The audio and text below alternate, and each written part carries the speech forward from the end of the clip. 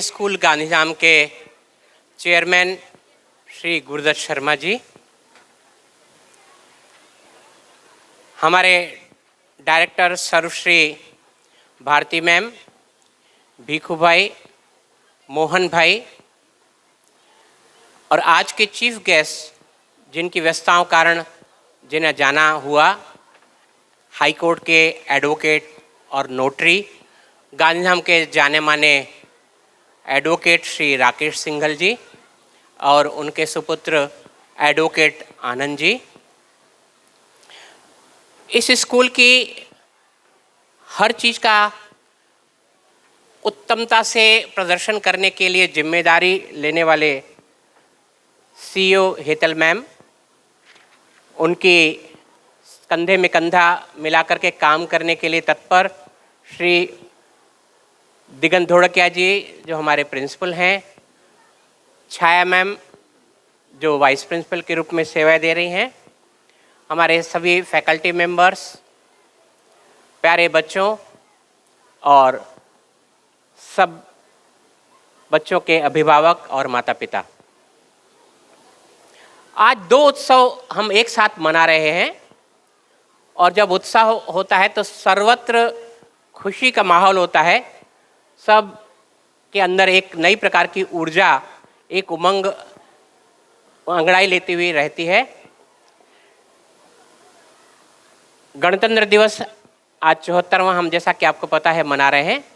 साथ में वसंत पंचमी का पर्व भी जो हमारे इतिहास में हमेशा से उसका बड़ा महत्व रहा है, उसको भी आज हम वसंत पंचमी को मना रहे हैं। इन दोनों पर्व की आप सबको मैं बहुत बहुत बधाई देता हूं। जैसा कि आपको बताया गया कि आज से संविधान जो है 73 वर्ष पूर्व वो हमारा संविधान जो है अमल में आया। संविधान जो होता है वो हर देश की कानून और व्यवस्था और उसकी एक आत्मा होती है। हमें 73 वर्ष पूर्व करके 74 वर्ष में प्रवेश करने का सौभाग्य प्राप्त हुआ। ऐसे बहुत कम देश हैं जहां पर लोकतंत्र लगातार मजबूत हुआ हो। उनमें भारत का स्थान बहुत ऊंचा है, जिसने 75 वर्ष पूरे करके स्वतंत्रता के 76 वर्ष में प्रवेश किया है। हम अपने आसपास नज़र दौड़ाएंगे और ज़रा गौर करने की कोशिश करेंगे तो आसपास के जो हमारे देश हैं वो लोकतंत्र को अच्छी तरह संभाल नहीं पाए, जबकि भारत में लोकतंत्र पहले से भी ज़्यादा मजबूत हुआ है। और हम तैयारी कर रहे हैं एक नए भारत के निर्माण की। भारत के साथ टैग जुड़ा हुआ है कि ये विकासशील देश है और हमारे यशस्वी प्रधानमंत्री जिन्होंने हमें सूत्र दिया है, एक संकल्प व्यक्त किया है कि हमें नया भारत कैसा बनाना है, विकसित भारत बनाना है।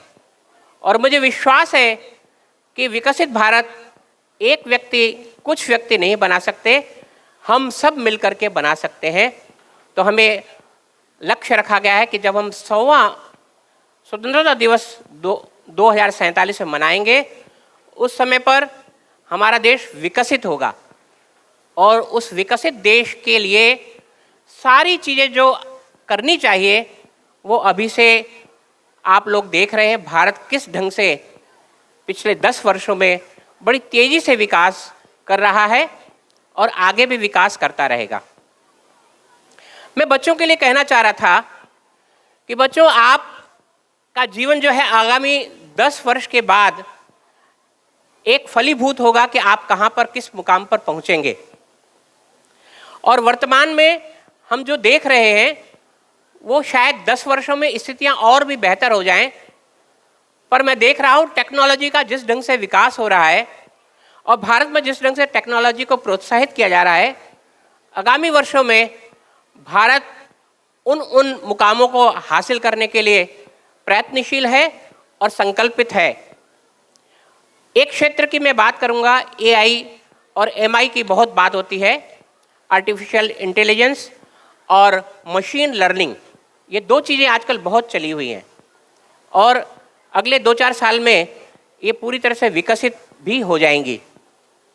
लेकिन आगामी 10 वर्ष में मैं देख रहा था कि स्पेस का सेक्टर जो है वो बहुत बड़ा एक सेक्टर है, जिस सेक्टर में भारत बहुत कुछ हासिल कर सकता है, क्योंकि पूरा विश्व स्पेस सेक्टर की ओर दौड़ रहा है।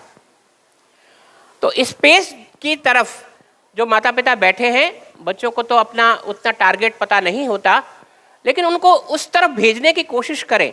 अभी से मन बनाए कि बच्चा जो कक्षा 7 में है उसके लिए आप लक्ष्य निर्धारित करें। 8, 9 और 10 उनके बहुत बड़े लक्ष्य हुआ करते हैं। आप अभी से उसके लिए मन बनाएं कि हमें बच्चे को स्पेस सेक्टर में बहुत ओपनिंग्स हैं, बहुत गुंजाइश है अगले 10 सालों में। तो आप उनको उस तरफ अभी से ढालने की कोशिश करें, तो आगे चल कर के ये बच्चे देश के विकास में, देश का भविष्य बनाने में अपना योगदान कर पाएंगे। संविधान को 73 वर्ष पूरे होकर 74 वर्ष में हमने प्रवेश किया है। हम भी छोटी छोटी योगदान कर सकते हैं। कल ही हमारे राष्ट्रपति महोदया अपने उद्बोधन में एक बात उन्होंने जोर दिया कि हमारे अधिकारों का तो हमें ध्यान रहता है, लेकिन हमारे कर्तव्यों के प्रति हम इतने जागरूक नहीं हैं। हम ये मानते हैं कि मुझे अधिकार मिल जाए लेकिन मैं कर्तव्य कुछ न करूं। तो हम छोटे से पैमाने पे कुछ कर्तव्य निभा सकते हैं। उन कर्तव्य में एक छोटा सा कर्तव्य है स्वच्छता का। आप जहां भी जाएं, एक छोटी भी आपको कचरा भी मिल जाए।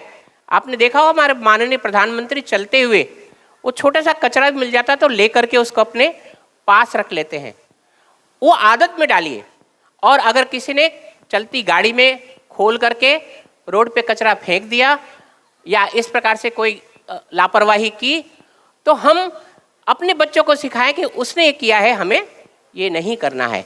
तो घर जितना स्वच्छ रखते हैं उतना ही घर के बाहर का स्थान भी स्वच्छ रहना चाहिए। हमारे लिए स्वराज की संस्थाएं हैं, लेकिन सारी जिम्मेदारी वो निभाएं तो संभव नहीं है। इसलिए स्वच्छता का भी हम ध्यान रखें। मैं म्यांमार गया था। म्यांमार बहुत छोटा देश है, गरीब देश है, और वहाँ की राजनीतिक स्थितियाँ भी बहुत अच्छी नहीं हैं, लेकिन वहाँ के लोगों की एक विशेषता थी। वहाँ पे सड़कें बहुत चौड़ी नहीं हैं, लेकिन आने और जाने की एक ही सड़क है। हम भारत में देखते हैं अगर एक ट्रैफिक लगी हुई लाइन, थोड़ा सा आगे ट्रैफिक रुका हुआ है, तो पीछे वाले जो है आगे चल करके और ट्रैफिक जाम कर देते हैं, किसी और को आना नहीं देते हैं। ये पहल किसको करनी होगी?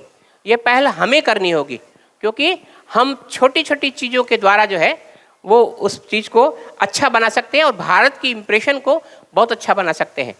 हम विदेश जाते हैं और विदेश जाते हुए अगर हम रोड क्रॉस कर रहे हैं और रोड क्रॉस करते हुए ध्यान रखना पड़ता है, फिर भी अगर किसी ने बीच से कुछ किया तो वहाँ पर सड़क में ट्रैफिक जो है उनका सम्मान करने के लिए रुक जाया करता है। तो हम लोग भी ऐसी पहल कुछ करेंगे तो अच्छा रहेगा। पर्यावरण में योगदान भी हम कर सकते हैं। ये भी हमारे देश के लिए बहुत आगे चल करके उसका योगदान होगा। तो कुछ मैसेज मैं इस अवसर पे आपको देना चाहता था कि हम आज के गणतंत्र दिवस पे क्या करें। छोटे छोटे संकल्प जो हैं जीवन को बनाते हैं और जीवन को परिवर्तित करते हैं। और ये तो एक व्यक्ति का संकल्प नहीं है, हम सब इतने सारे बच्चे, इतने सारे माता पिता, इतने सारे फैमिलीज अगर इन संकल्पों को आगे बढ़ाएंगे तो निश्चित रूप से नए भारत के निर्माण में हमारा योगदान हो पाएगा। डीएवी पब्लिक स्कूल लगातार बच्चों में शिक्षा के साथ में संस्कारों को आदान करने के लिए, आह्वान करने के लिए लगातार उसमें लगा हुआ है। और उसके अंतर्गत हम बेटी बचाओ बेटी पढ़ाओ का जो आंदोलन चल रहा है, महर्षि दयानंद सरस्वती ने पुत्री पाठशाला सबसे पहले शुरू की थी। आज से लगभग 150 वर्ष हो गए। उस समय कन्याओं को पढ़ने की इजाज़त नहीं हुआ करती थी। आर्य समाज के संस्थापक महर्षि दयानंद सरस्वती ने पुत्री पाठशाला पहली बार पंजाब में शुरू की, और जब लड़कियों को पढ़ने के लिए पहल की उस समय पर वहाँ के जो लोग थे वो इस पहल को उन्होंने विरोध किया। लेकिन अब हम देख रहे हैं स्वतंत्र भारत के बाद कन्याओं को कितनी अवसर दिए गए हैं, बराबरी के अवसर दिए गए हैं। तो बेटी बचाओ बेटी पढ़ाओ के अंतर्गत आर्य समाज गांधीधाम और डीएवी पब्लिक स्कूल ने ये लक्ष्य रखा है कि जो भी बेटी पढ़ेगी उसको हम एक छोटा सा प्रतीक रूप में उसके फीस में कुछ रियायत देंगे, कंसेशन देंगे। तो ऐसे 500 से ऊपर बच्चियां हैं जिन्हें हम रियायत देते हैं और वो कुल बजट 7-8 लाख रुपए का हुआ करता है। आपको लगता है कि हमें तो केवल 1-1.5 हज़ार रुपये ही मिले, लेकिन एक समूह को अगर मिलाएं तो वो एक बहुत बड़ी रकम का योगदान प्रति वर्ष पिछले 10 वर्षों से ये लगातार चल रहा है।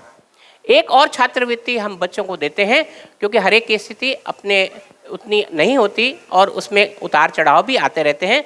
तो कुछ सेलेक्टेड बच्चों को जितना हमारे पास फंड्स है उसके अनुसार हम बच्चों को छात्रवृत्ति भी आर्थिक योगदान के रूप में देते हैं और ये शर्त रखते हैं कि बच्चे पढ़ाई पे अच्छी तरह से ध्यान दे सकें। अभी आदित्य डांगी को हमने सम्मानित किया और आदित्य डांगी ने बहुत अच्छा एक प्रेजेंटेशन हमारे शिक्षकों के मार्गदर्शन में तैयार किया और आदित्य डांगी के कारण से मैनेजमेंट ने एक बात पर ध्यान दिया कि हमें एक और स्कॉलरशिप की शुरुआत करनी है, वो है टैलेंट स्कॉलरशिप। जो बच्चे टैलेंटेड होंगे उनको हमें स्कॉलरशिप देनी है, चाहे वो पढ़ाई के क्षेत्र में हो या स्पोर्ट्स के क्षेत्र में हो।